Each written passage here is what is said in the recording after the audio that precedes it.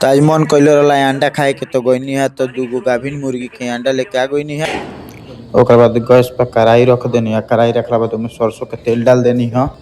ओकरा के तेल में डालनी है तो लागल है बुझबुझाए। तो जो बुझबुझाए लागल है तो एकरा के खूब बढ़िया से जब फ्राई व्राई कर देनी है तो खूब बढ़िया लाल झोकर ओकर के हो गए हैं।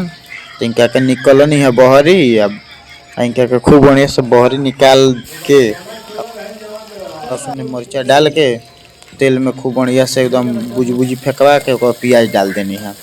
प्याज के तनी खूब बढ़िया सुनहरा कलर पर लिया देनी है। ओकर बाद में टमाटर डाल देनी है बराबर। टमाटर के खूब बढ़िया से करा के एमे हल्दी वल्दी मिर्चा पाउडर सब मिला उला के एकदम एकरा में चला उला के खूब बढ़िया से बराबर कर देनी है। ओकर पानी उनी डाल के खूब बढ़िया एकरा के पका लेनी है ताकि खूब बढ़िया हो जाए। ओकर बाद जौन 6 गो मुर्गिया के बियाइल रहल है ओकरे अंडवा रहला लेके ओकरा बाद खैनी है जा खूब मस्त लागल है।